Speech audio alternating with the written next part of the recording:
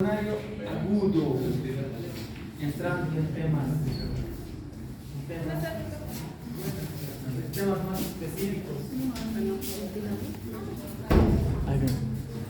¿Ya? Juliana.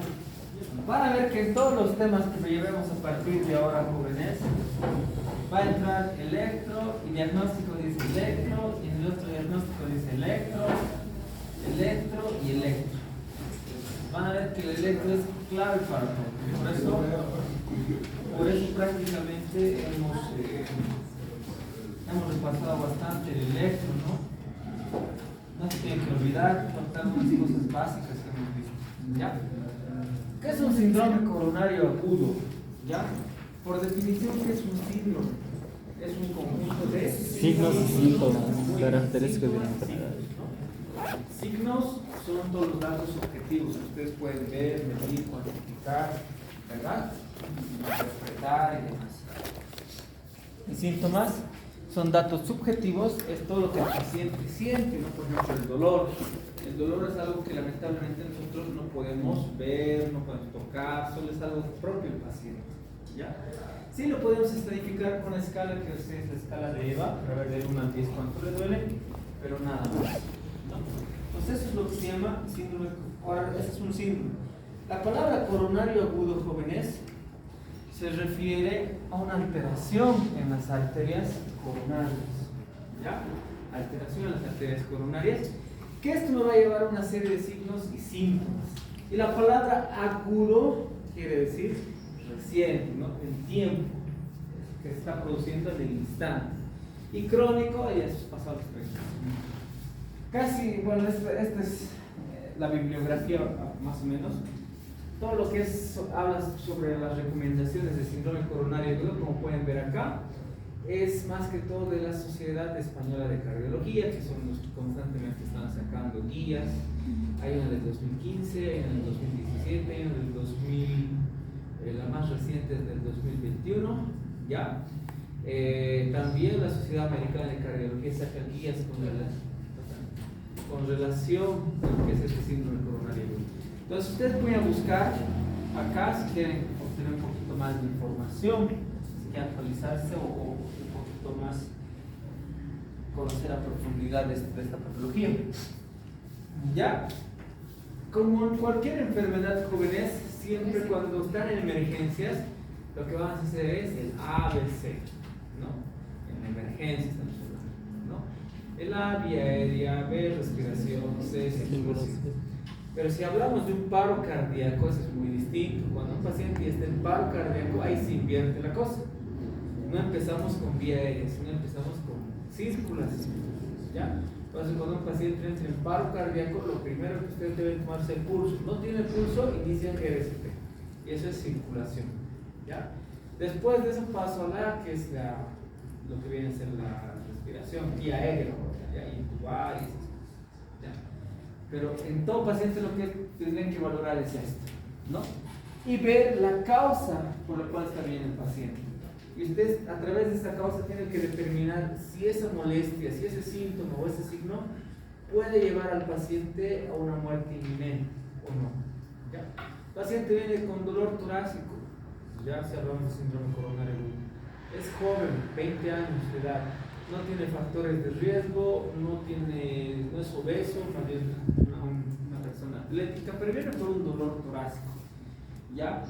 Y él refiere que es una manifestación o es el tipo de dolor es punzante. Y es punzante un traumatismo que ha tenido hace una semana. Jugar fútbol en un codazo y a partir de eso el estado es algo que no es urgente, ¿me entienden? Sí hay un dolor a nivel del tórax, pero no es algo que pueda comprometer la vida del paciente. No, ella se va a morir si no la tiene en este momento. ¿Ya? Pero no es lo mismo que me vea un paciente de 50 años con diabetes, hipertenso, dislipidémico, obeso, ¿ya? Que me vengan con un dolor torácico opresivo irradiado al brazo izquierdo, mandíbula y demás, ¿no? Eso sí puede referirse a un dolor de tipo isquémico, infarto. Pero aquí quedan de todas maneras las posibles causas de que un paciente, o las posibles causas de dolor torácico, y hay que hacer el diagnóstico diferencial de todos estos. ¿Ya? Cuando un paciente me viene con dolor torácico, puede tratarse de un síndrome coronario agudo. Obviamente vamos a ver las características del dolor y demás. Puede tratarse de una disección aórtica. ¿Qué será disección aórtica? ¿Quién sabe? ¿Qué se refiere a la palabra disecar?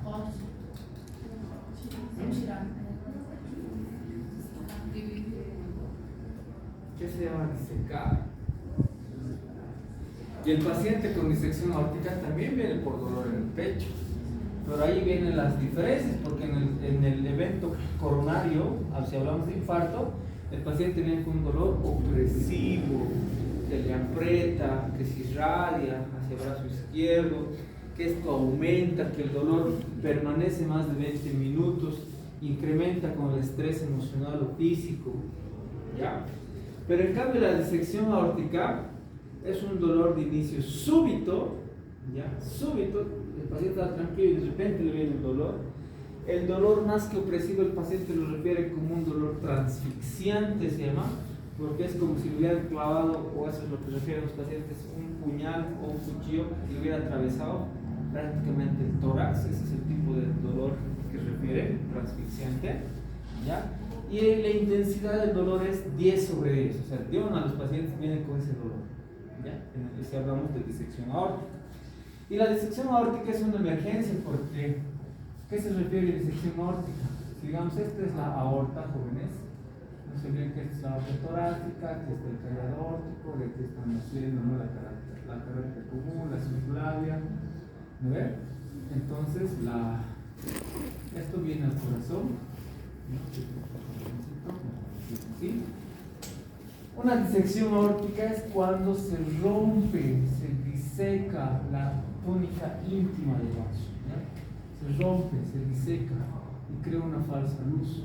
O sea, la sangre penetra acá, ya creando una falsa luz. Es como si tuviera dos luces en realidad del vaso, ¿ya? Es como si esto fuera así, ¿ya? Y esto se disecara. Y es como si tuviera dos luces, ¿ya?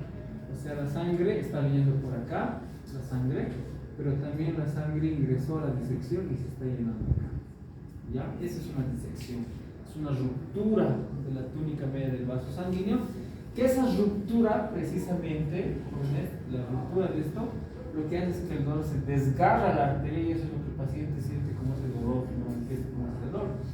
Y el riesgo de esta disección aórtica es que prácticamente esto se puede seguir, bueno, se puede extender prácticamente a la abdominal, a las ilíacas y demás, pero lo peor es que se rompa, eso ya es una ruptura de aorta, se rompa la pared del vaso y la sangre pues escape y afuera del vaso sanguíneo y el paciente muere por shock hipovolémico.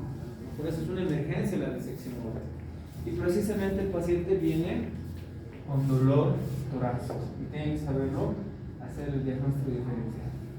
El otro, tromboembolismo pulmonar, el TEP. El TEP también, jóvenes, el paciente viene por dolor torácico, ¿ya? Pero tal vez más que dolor torácico, aquí el síntoma principal del TEP es la disnea. El paciente viene por una sensación de falta de aire de inicio súbito. Con súbito quiero decir que inició en minutos, horas, en cualquier. Estaba en la casa tranquilo y de repente el paciente, de repente le faltó el aire. Y eso es precisamente lo que pasa en el tromboembolismo pulmonar.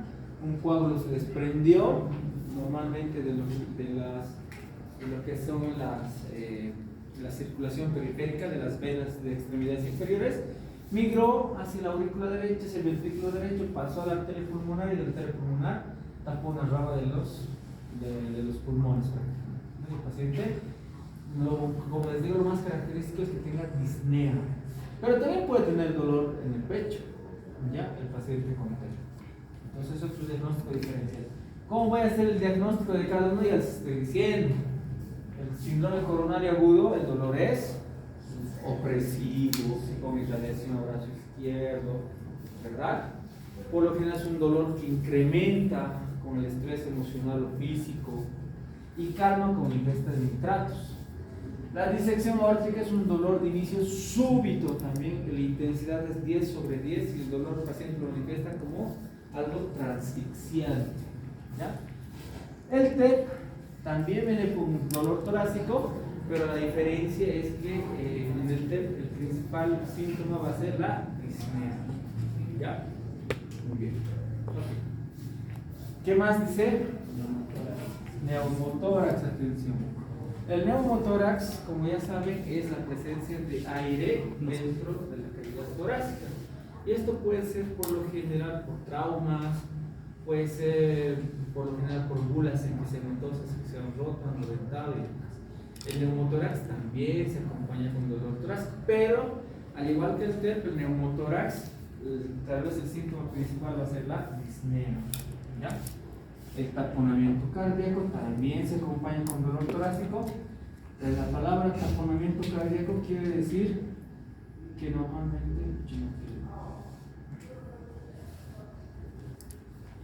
digamos que este es el corazoncito. Normalmente el corazón está envuelto por una membranita o por una serosa, como un forrito que se llama pericardio. ¿Ve? Dentro del pericardio, lo que va a transcurrir es líquido pericárdico, que lo que hace es precisamente es lubricar. Ya hay dos tipos de pericardio, una porción serosa y una porción parietal. Pero cuando este líquido se excede, ya se excede este líquido pericárdico, lo que pasa es que se empieza a llenar más líquido de lo debido y prácticamente el corazón queda envuelto en un mar, si ustedes quieren, en bastante líquido. El corazón prácticamente, este es el espacio pericárdico que se ha extendido, ¿ya? Y aquí hay líquido, todo esto es líquido. Y el corazón en ese líquido baila prácticamente, es como está ahí golpeando una pared dentro. Y es precisamente lo que nosotros buscamos cuando le hacemos un ecocardiograma. El corazón baila, baile cardíaco se llamó porque el corazón está así, se está moviendo de un lado a otro dentro de esta burbuja de agua, ¿ya? Y precisamente esto también se ve en el electrocardiograma, porque como hay líquido y ustedes le ponen los electrodos al paciente, ¿verdad? Le ponen B1, B2, B3 y B4. Como hay líquido, ese líquido está de alguna manera alargando el espacio entre el corazón y el electrodo. Y por eso los electrodos que normalmente debería verse así, las ondas, así grandes, en el taponamiento y en el derrame pericárdico van a ver que se ve así, bien chiquitito. Y esto se llama hipovoltaje, ¿ya? Y el hipovoltaje por lo general se da en el derrame o taponamiento cardíaco, ¿ya? Se ve más chiquitito de lo normal, ya lo que viene a ser las ondas y los segmentos. Pero esto también puede cursar con dolor torácico, ¿ya? Y por último, la ruptura esofágica, que también puede simular un dolor precordial. No se olviden que por detrás, juntamente con la aorta y por detrás del corazón, por éxito, está viendo una estructura que es el esófago, ¿ya? Y eso también puede simular un dolor torácico, ¿ya? Por aquí está viniendo el esófago también, ¿ya? Por aquí, ¿ya? Y por eso muchas veces, jóvenes, cuando el paciente tiene algo que se llama reflujo, el ERGE, ¿han escuchado el ERGE? Enfermedad del reflujo gastroesofágico, el paciente todo el rato está con regurgitación, vinagrera, picante en las mañanas, generalmente por una inflamación a nivel de tejido gástrico, de gastritis. Ese reflujo lo que puede hacer es, al haber un reflujo del estómago hacia la cavidad oral, lo que hace es el reflujo sube y comprime el corazón. Muchas veces esa compresión cardíaca el paciente lo manifiesta como algo del corazoncito, cuando en realidad simplemente es un reflujo, ¿ya? En las mañanas veo una vinagrera y de nuevo me duele mi barriga, está picante mi boca, para atrás me duele mi corazón. Eso es por el reflujo, porque prácticamente el contenido alimentario, pues lo que hace es subir y al subir comprime el corazón. Y eso el paciente lo manifiesta como dolor. La ruptura es cuando se rompe el esófago, no se rompen. ¿En qué enfermedad se rompe el esófago? ¿Ya lleva gastro todavía? No. Van a buscar algo que se llama síndrome de Mallory-Weiss. Síndrome de Mallory-Weiss. Esta es una ruptura del esófago. Y esto se da por los vómitos. Por eso no es bueno inducirse al vómito. Algunas se inducen para bajar de peso, ¿no? Las anorexias. Lo que produce es espasmo del esófago y lo que produce se rompe la mucosa del esófago. Pero la característica cuando hay una ruptura esofágica, ¿cuál creen que sea? Aparte del dolor torácico, ¿por qué vendría un paciente con ruptura esofágica? Para hacer diagnóstico diferencial. Hematomesis es exploración de sangre por la tos. Hematemesis, muy bien. Como se ha roto ahí en el esófago, como está sangrando el esófago, el paciente va a venir con vómitos con sangre. Se va a llenar de sangre el estómago y lo va a vomitar. Y eso se llama hematemesis. Y precisamente cuando tenga una hematemesis, pueden hacer el diagnóstico diferencial con una ruptura esofágica. Entonces vean que puede haber cantidad de cosas que pueden venir por dolor en el pecho. Y estas son algunas, ¿no? Como les decía en el caso, hace rato en un ejemplo, puede ser por un golpe, me han golpeado el pecho, me duele, una neuritis intercostal, se inflaman los nervios de los músculos intercostales, una osteocondritis, que es la inflamación de la articulación condoesternal, hasta en los ancianitos sobre todo. Entonces, todas esas cosas pueden simular un infarto de miocardio, ¿ya? Pero ustedes tienen que hacer el diagnóstico diferencial a través de la anamnesis, ¿no? Y eso es lo que están enseñando en semiología, una y otra vez. Anamnesis.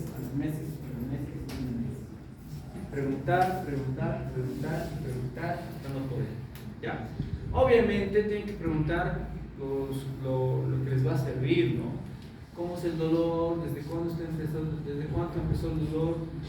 ¿Qué características del dolor? O sea, la licia que ya conoce, ¿ya? No les voy a preguntar en una emergencia a un paciente que viene con hematemesis y dolor torácico. ¿En su casa tiene luz artificial o tiene luz natural? ¿Tiene servicios básicos? ¿Tiene Netflix? Tiene que ir a punto. ¿Tiene? Bueno, entonces pasamos a lo que viene a ser un poquito de un recuento anatómico. ¿Ya? Vamos a recuento anatómico. Entonces no se olviden, jóvenes, que el corazón, ¿ya?, va a tener un gran vaso que es la aorta. Los primeros vasos que van a salir de la aorta, o sus primeras, si ustedes quieren, ramas o nacimientos de la aorta, van a ser estos dos. Esta es la arteria coronaria derecha. Esta es la arteria, o este es el tronco en realidad. Se llama tronco porque va a dar dos ramas después, ya por eso se llama tronco. Y este es el tronco coronario. No se olviden, arteria coronaria derecha, tronco coronario izquierdo. Y de este tronco van a salir dos ramas principales. Una que es esta de acá, que es tal vez la más importante del lado izquierdo, que es la arteria descendente anterior, ¿ya? Y otra que se ve a la porción lateral, que se llama circunflejo, ¿ya? Entonces, en resumen, estas tres arterias son las más importantes. Estas tres se van a encargar de irrigar el corazón, ¿ya? La arteria coronaria derecha, el tronco de la coronaria izquierda con su rama de la descendente anterior y la circunfleja, ¿ya? Esas son las principales. Ahora estas tienen más ramas, por ejemplo, de la coronaria derecha. Miren que van a ser estas arterias. Las primeras ramitas que van a ser son las arterias nodales, ¿ya? Estas arterias nodales, como su nombre dice, van a ir a irrigar una estructura muy importante que se llama nódulo sinusal. Entonces miren que el nódulo sinusal, a pesar de ser es una función eléctrica, son células especializadas, pero también requieren nutrición de las arterias, y en este caso de la arteria nodal, que es parte o rama de la coronaria derecha. ¿Ya? Entonces, más o menos ahí podrían entender también, bueno, si entienden esto de acá, más o menos podríamos comprender qué pasaría si se infartara o si hubiera un trombo, un coágulo a nivel de la coronaria derecha. Si hay un coágulo en la coronaria derecha, jóvenes, ¿ya? No le va a llegar irrigación al nódulo sinusal. Entonces, ¿qué esperarían encontrar en el electrocardiograma? ¿O de qué creen que se puede quejar el paciente aparte de tener dolor en el pecho? Si el nodo sinusal está fallando, ¿con qué cosas más se acompañará esto? Si el nodo sinusal no le llega sangre, ¿qué más puede presentar ese paciente? ¿Qué complicaciones? ¿Qué? Ya aparte del dolor de pecho, si hablamos de trastornos eléctricos, ¿qué? Ya puede haber arritmias cardíacas, no puede haber desde fibrilación auricular, porque el nodo sinusal es el marcapaso por definición del corazón. Muy bien, puede haber fibrilación, arritmias, ¿qué más? ¿Algo que ¿qué? Muy bien, bloqueos. No tanto de rama derecha, jóvenes, ya no tanto de rama derecha, pero puede haber bloqueos. Y los bloqueos auriculoventriculares. O sea, la causa de un bloqueo auriculoventricular, y eso me olvidó creo decirles cuando hemos hablado de bloqueos, aparte del Chagas, ¿ya? La causa de un bloqueo auriculoventricular de tercer grado o completo puede ser un infarto del lado derecho, ¿ya? De coronaria derecha. Cuando no le llega sangre al nodo sinusal, se bloquea, o al nodo auriculoventricular, que también es una ramita del nodo auriculoventricular, se bloquean estos y produce, el paciente llega con bloqueo auriculoventricular. Va a llegar con bradicardia, bloqueado y demás. ¿Ya? Entonces todo esto, si nosotros comprendemos más o menos la circulación coronaria. ¿Ya? Ahora, si se infarta el lado izquierdo, que principalmente lo irrigan estas dos, pero tal vez la más importante es la descendente anterior, ¿qué pasa si aquí hay un trombo? ¿Ya? ¿Qué pasa si se infarta todo este sector del lado izquierdo? ¿Ya? ¿Y el lado izquierdo qué función cumple? ¿Qué hacía el ventrículo izquierdo? ¿Cuál es la función que cumple? Muy bien, la circulación mayor. ¿Qué hace la circulación mayor? Lleva sangre a toda la, prácticamente lleva sangre a todo el cuerpo, ¿verdad? El lado izquierdo cumple una función de bomba, bombea la sangre, bomba. Pero si hay un infarto de la descendente anterior, va a comprometer esa bomba. Y si esa bomba no funciona, el corazón va a bombear menos de lo normal. ¿Qué se llama eso? ¿Qué? Insuficiencia cardíaca. Muy bien. Entonces, vean, jóvenes, ya podemos ir armando algunos conceptos en base a lo que estamos repasando de anatomía. Si hubiera un infarto de la coronaria derecha, lo que esperaría encontrar son precisamente arritmias cardíacas, bloqueos auriculoventriculares, ¿verdad? Pero si hubiera un infarto del lado izquierdo, sobre todo de la descendente anterior, lo que esperaría encontrar es que el paciente llegue con insuficiencia cardíaca. ¿Ya? Entonces eso precisamente por la obstrucción. ¿Ya? No se olviden, coronaria derecha, tronco coronario izquierdo con su descendente anterior y sus circunflejos. ¿Ya? Eso es muy importante que sepan. Y vean también, jóvenes, la irrigación, su recorrido, porque en el electrocardiograma, cuando vean el electro, vamos a hablar de territorios, vamos a hablar de caras. Y viendo la cara, ustedes ya pueden decir en el electro cuál arteria está tapada, viendo esto de acá. Por ejemplo, si se fijan, si digamos esto fuera así, el corazón, y dibujamos nuestro sistema cardinal, aquí vendría derivación 1, aquí vendría derivación A o B, F, aquí vendría derivación 2, aquí vendría derivación 3, ¿ve? Aquí estaba derivación A o B, ¿lo ve?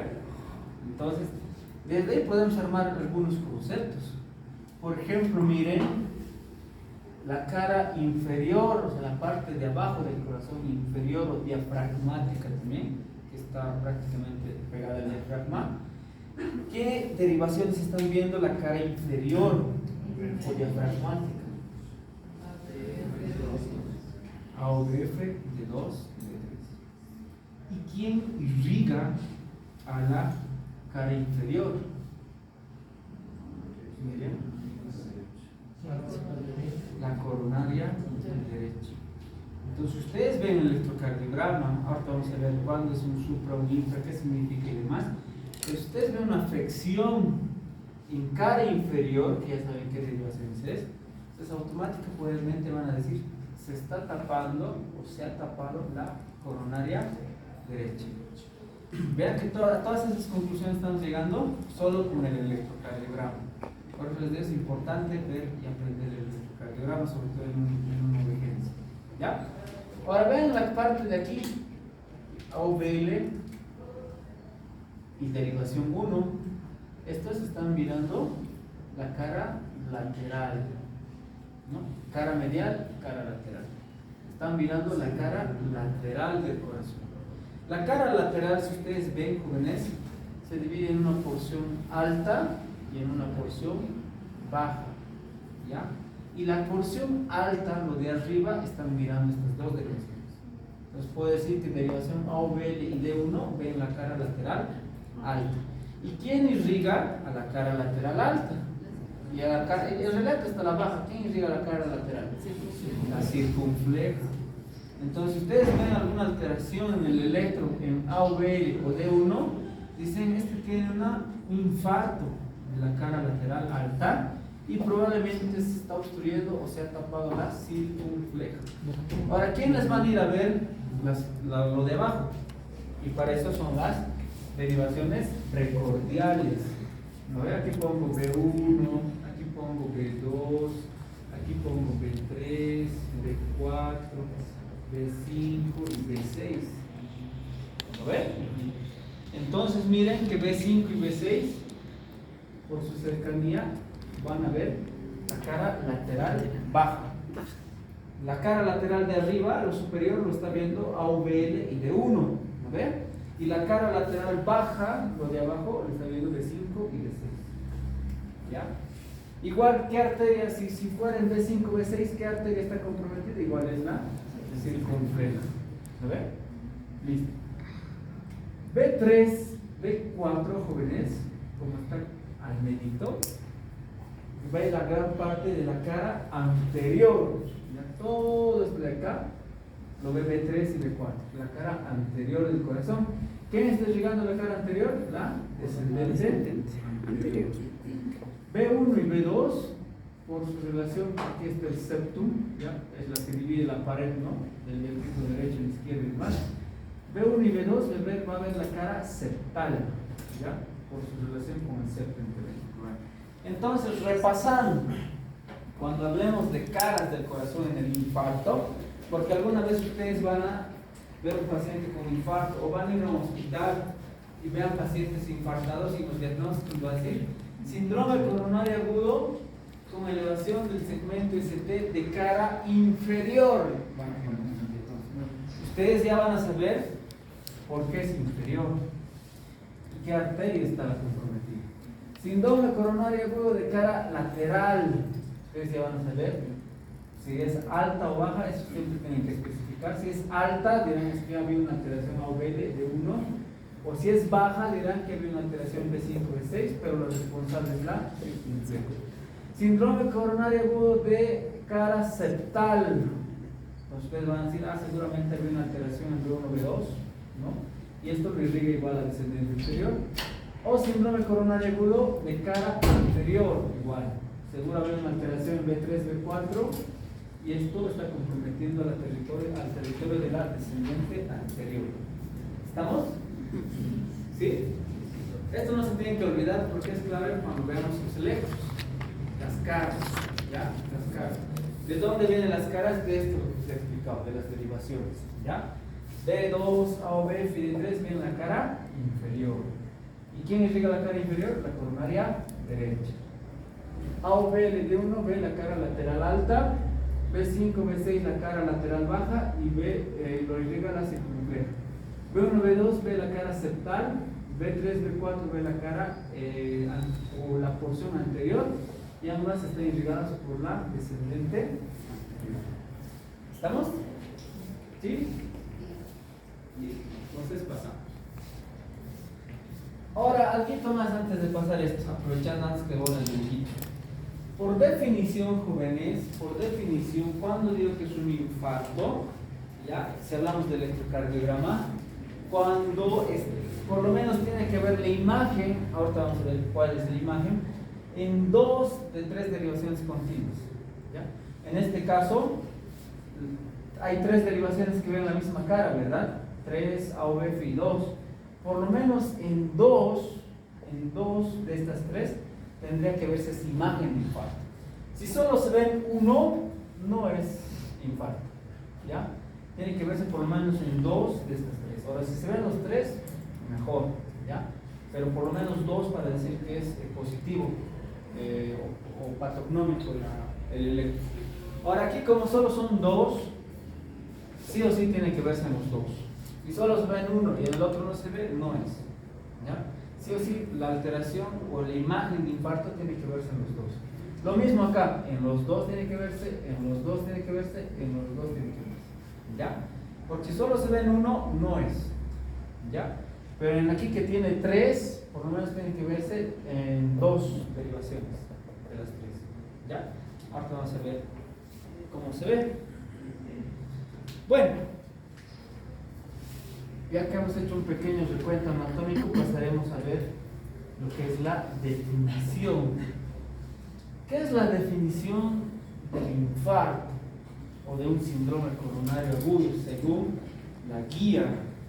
Es una afección aguda de los vasos coronarios que genera isquemia. Esa es la definición de un síndrome coronario agudo. Afección aguda de quiénes? De los vasos coronarios. ¿De cuáles vasos coronarios? Ya los hemos visto, ¿no? Coronaria derecha, descendente anterior, circunfleja o tronco coronario izquierdo. ¿Ya? Y esto genera isquemia. Ahora, ¿qué es la palabra isquemia? Muerte. ¿Qué significa la palabra isquemia? Muerte.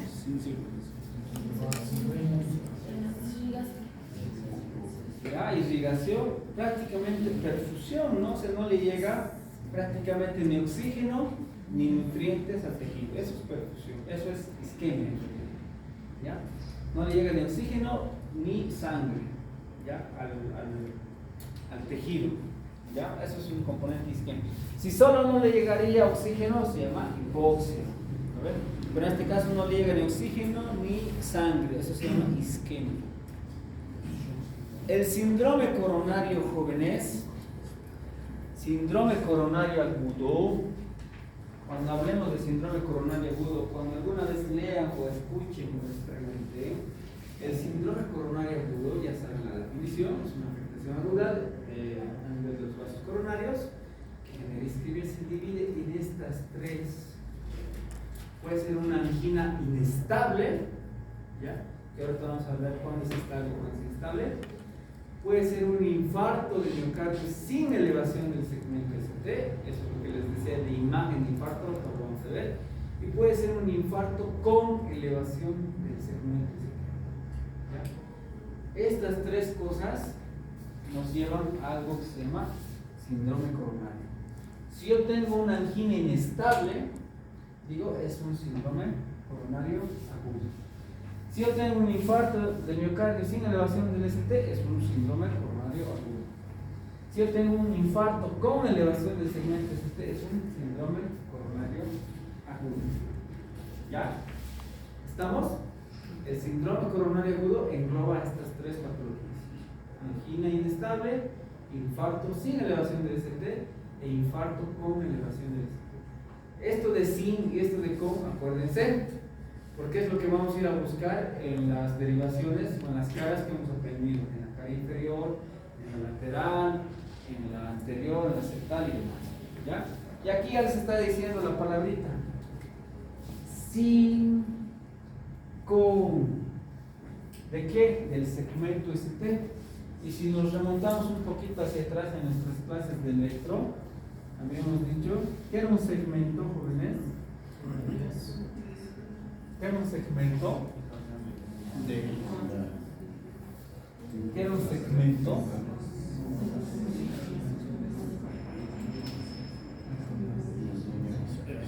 Se lo puede rayar de segmento.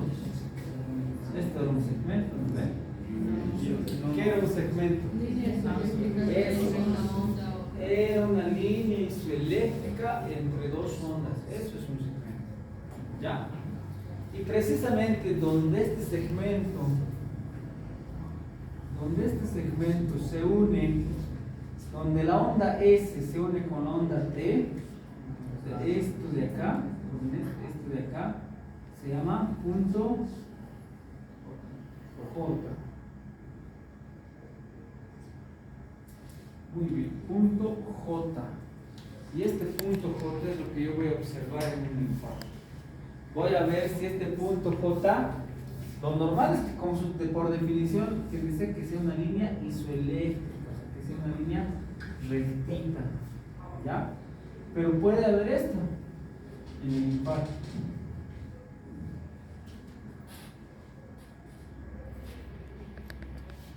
El segmento ST debería estar aquí, repito, el punto J debería estar aquí, pero en este caso el punto J está acá. ¿Ya? Normalmente esto debería estar aquí, isoeléctrico.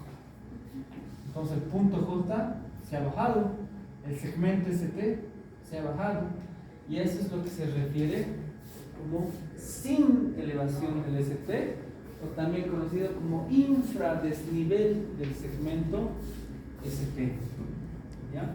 Y esta es la imagen que tienen que ir a buscar en las caras que les he dicho. ¿Ya? En cara inferior, en la cara anterior, lateral y demás. Ahora la otra dice con elevación del segmento ST. Pues me está diciendo que puede hacer una imagen así.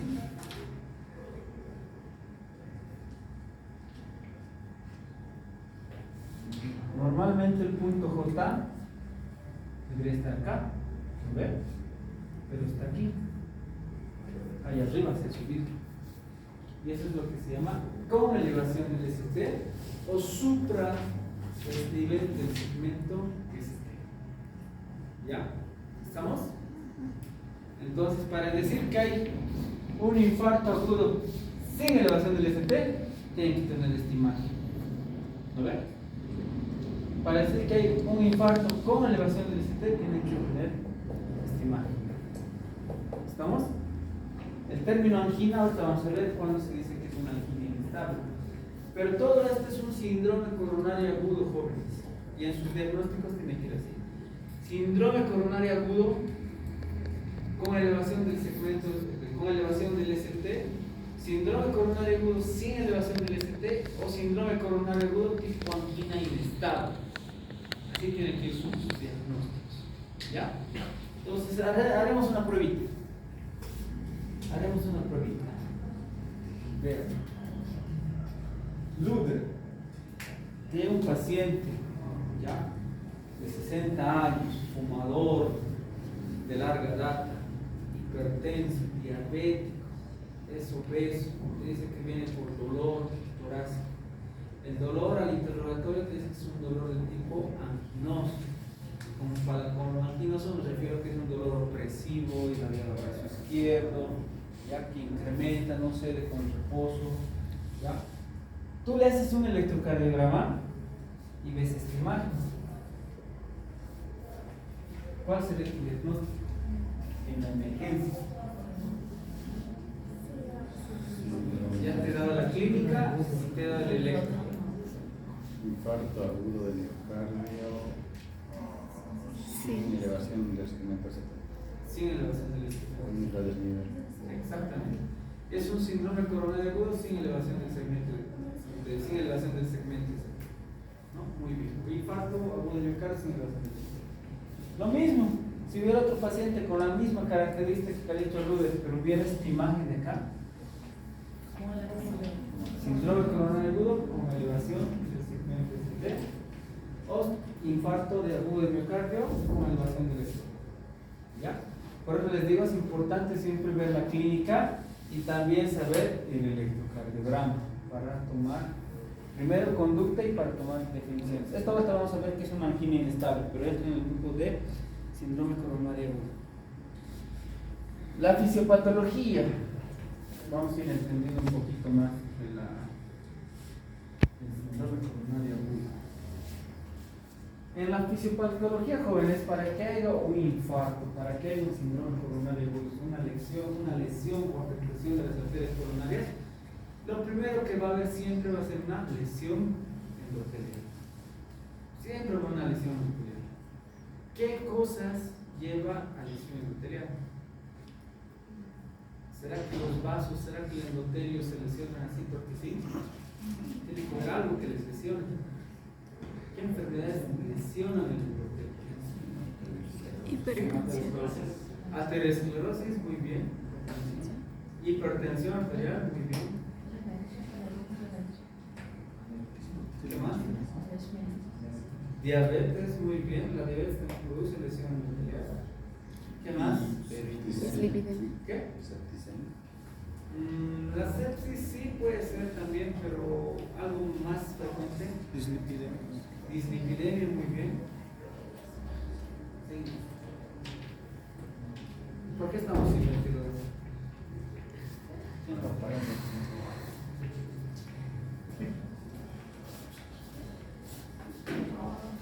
¿Cómo es?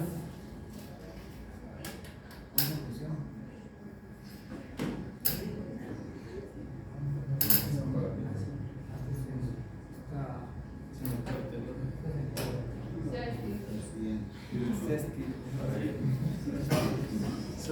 Entonces,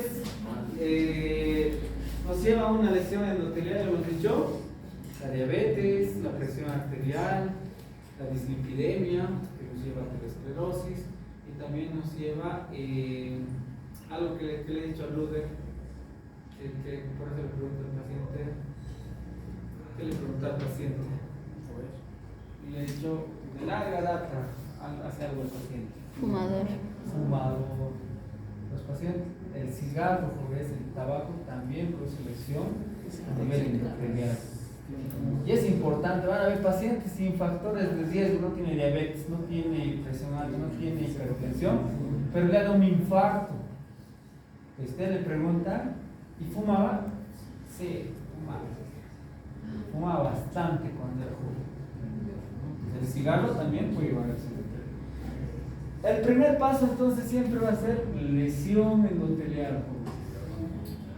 El segundo paso va a ser acumulación de lipoproteínas, de grasas, y sobre todo algo que se llama las lipoproteínas de baja densidad, las LDL. ¿Ya? Las LDL se van a empezar a acumular alrededor de esa lesión endotelial y va a generar algo que se llama diapéresis. ¿Qué es la diapéresis? Es cuando los monocitos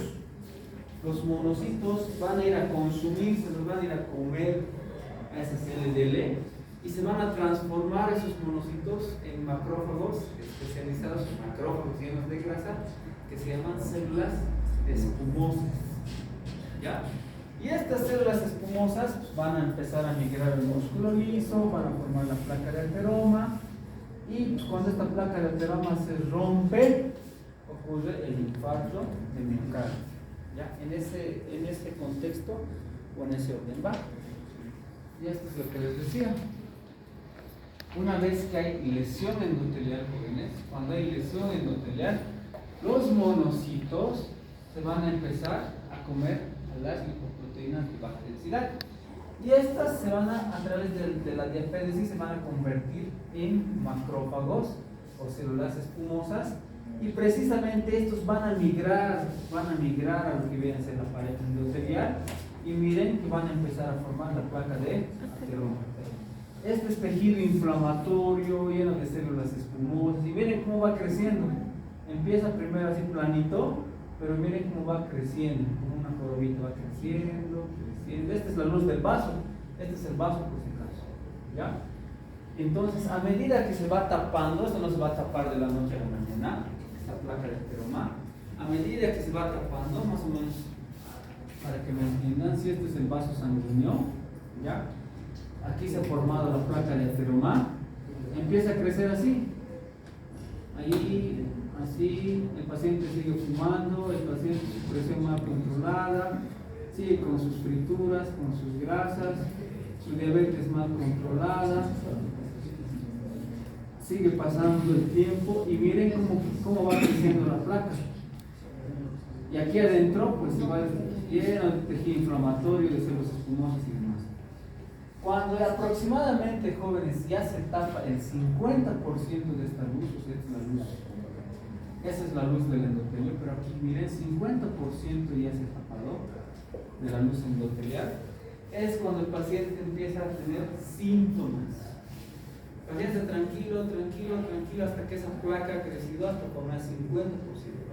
Y hay el paciente donde empieza a tener síntomas durante el ejercicio.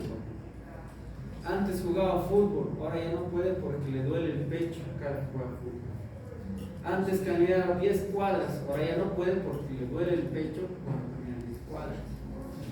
Le da una rabieta, cualquiera se enoja con quien sea y le duele el pecho. Y ahí empieza a tener síntomas. Y esto es en ejercicio, con el estrés físico o emocional. Bueno, el paciente no le da bola, sigue su vida normal, sigue creciendo, y es más del 70%. Cuando la placa obstruye más del 70% de la luz, el paciente empieza a tener síntomas en el reposo. ¿Ya? Antes era la angina o el dolor con el ejercicio. Ahora en el reposo, está echado ahí en la cama, está caminando, hace el mínimo ejercicio y le duele el pecho. ¿Ya? Reposo. ¿Ya? Y pues cuando llega al 90% ahí se infarta. ¿Ya? Pero esto es la evolución natural de un infarto. Esto estamos hablando de natural, de años. ¿Ya? Pero por muy mala suerte, por eso hablamos aquí de placas estables y placas inestables. Una placa estable con una matriz fuerte, así de poquito se va a ir tapando.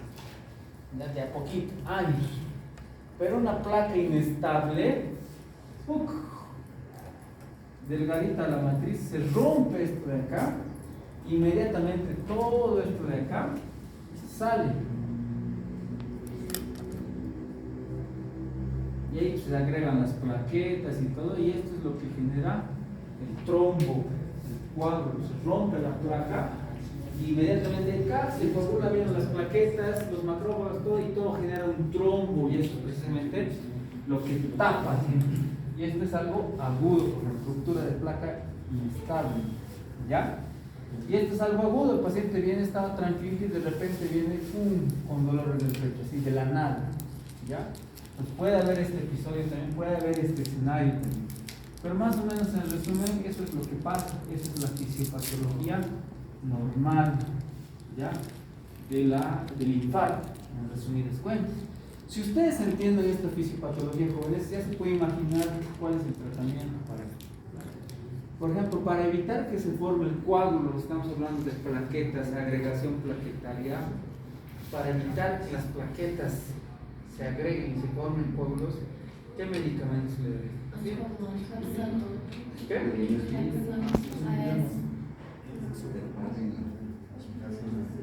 Ya llevó fármacos, ¿ves? Sí. Ya llevó antiagregantes plaquetarios. Sí. Aspirina. Exactamente. Aspirina, heparina, ¿cómo?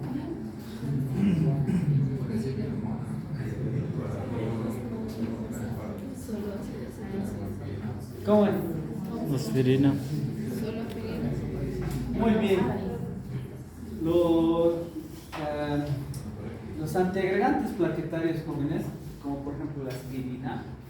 La aspirina no es un antiagregante puro como tal, ¿ya? Pero tiene múltiples funciones. La aspirina como tal es antiinflamatorio, ¿ya? Analgésico, ¿ya?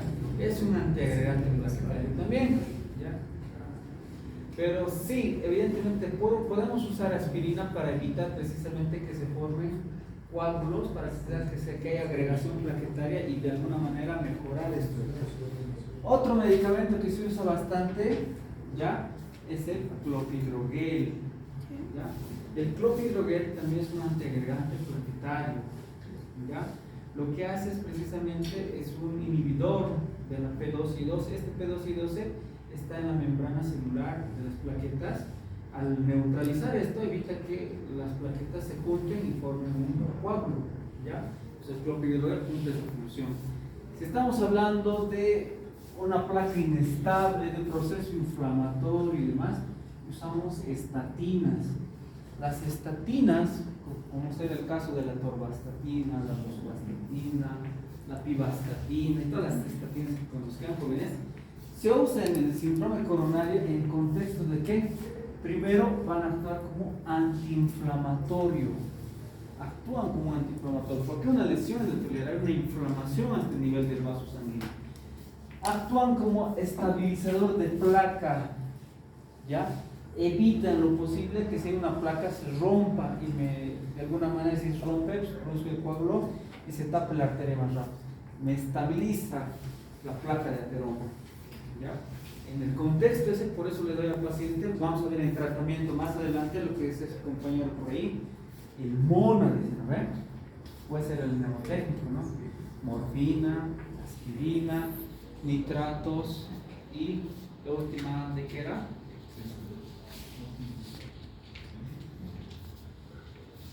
Mona.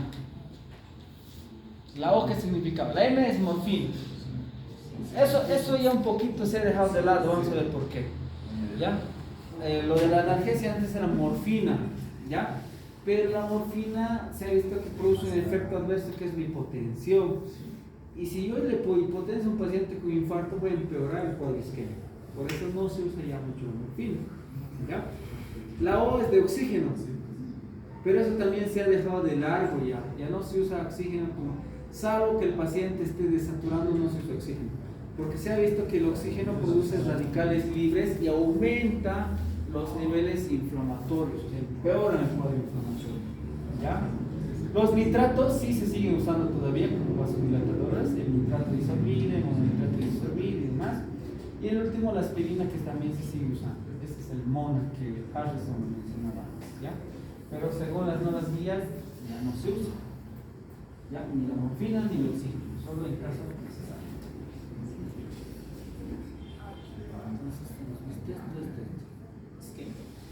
Entonces la isquemia, jóvenes, lleva una alteración del metabolismo. Lo que produce es precisamente una alteración anaerobia, funcional, disminución de la contractilidad, ¿ya?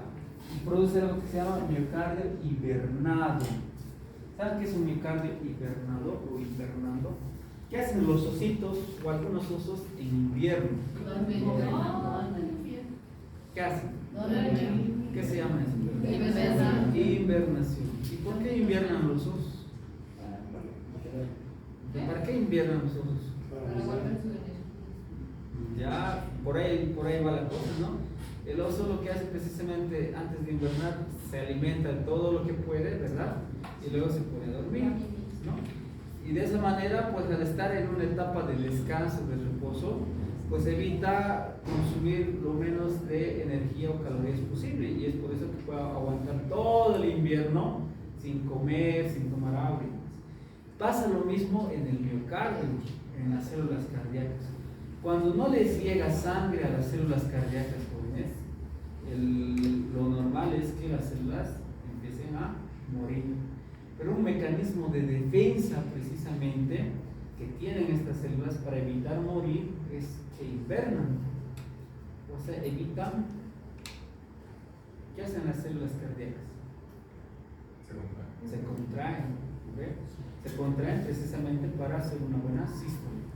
Entonces, en su afán de no consumir lo poco de energía que les queda, lo poco de de nutrientes que les queda, se queda quieto. Y eso se llama corazón hibernado, o miocardio hibernado.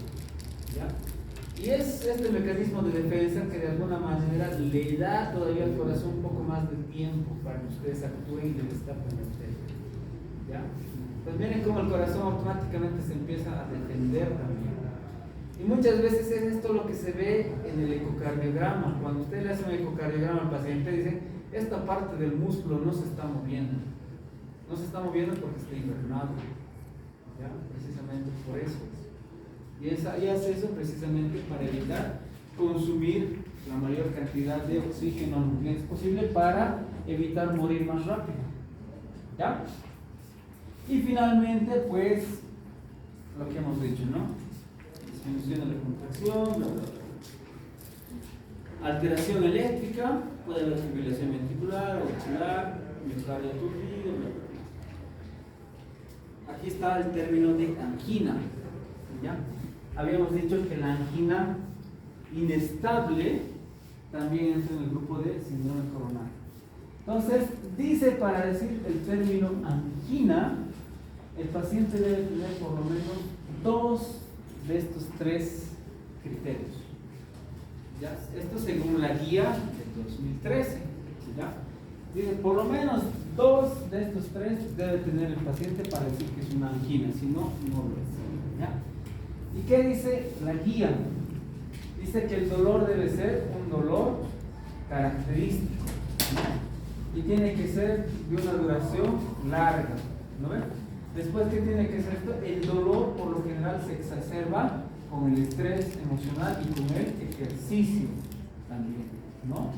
Y por lo general el dolor va a durar más de 20 minutos. Esa es una característica. Miren, el dolor anginoso, ¿cómo es? Opresivo, irradiado, todo lo que les decía, ¿ya? Que tiene que durar más de 20 minutos y por lo general está condicionado por un estrés físico o un estrés emocional. ¿Lo ven? ¿Qué más dice? Que en la angina atípica, esto es para que diferencien lo típico de la atípica, porque van a escuchar también la definición angina atípica o de angina típica. Una angina típica, ¿ya? Es esto de acá, todo lo que hemos dicho: dolor opresivo, irradiado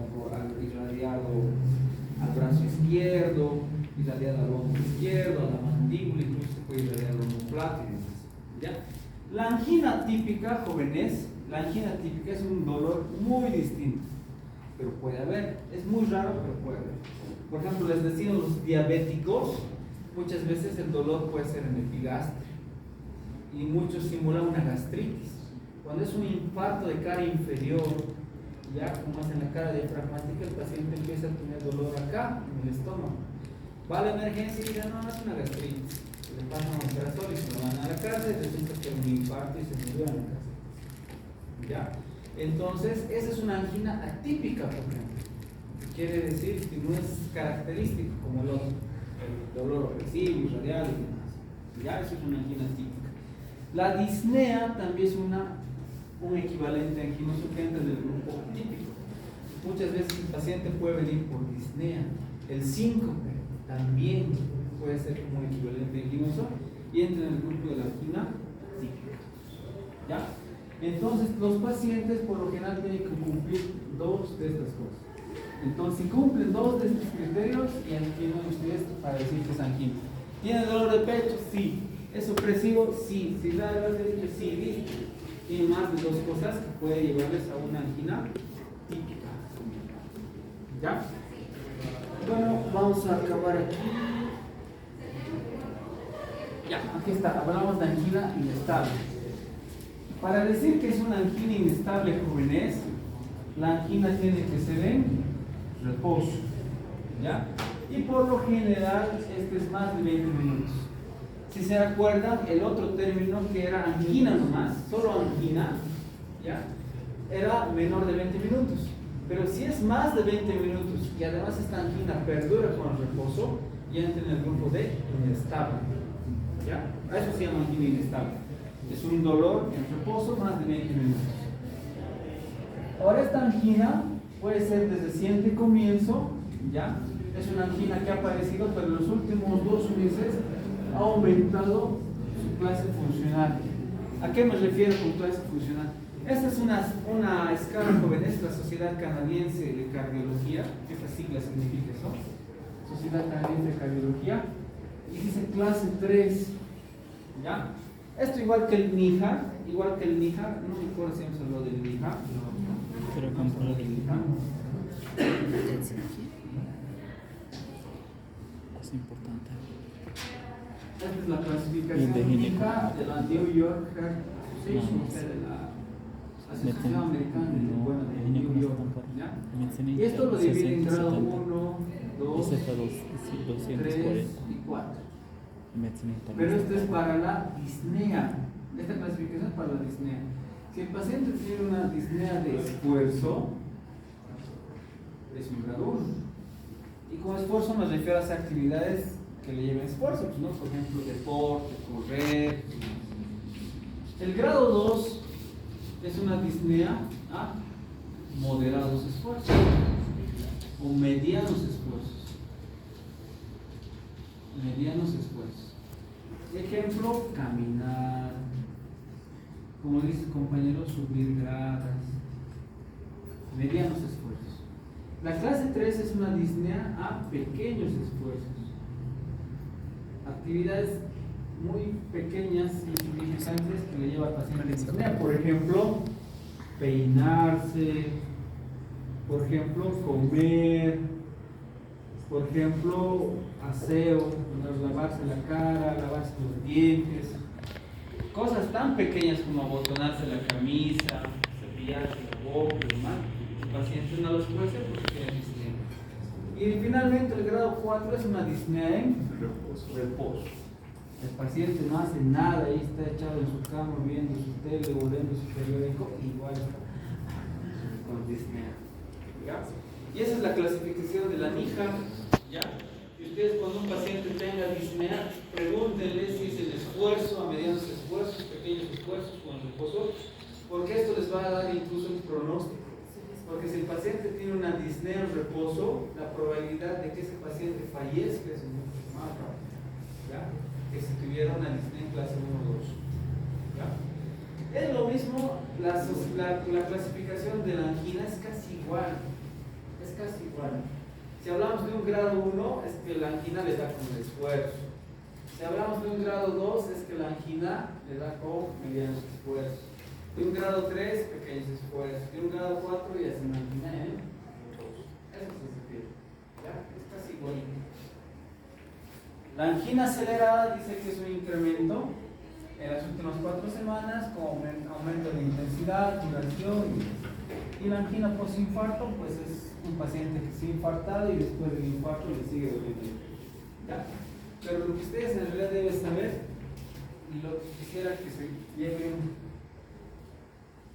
de concepto clave y sí que tengan dudas es la angina inestable, porque hemos dicho que el síndrome coronario agudo puede ser angina inestable, puede ser con elevación del ST o sin elevación del ST.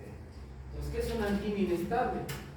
Es un dolor típico. ¿Cuál es el dolor típico? Opresivo.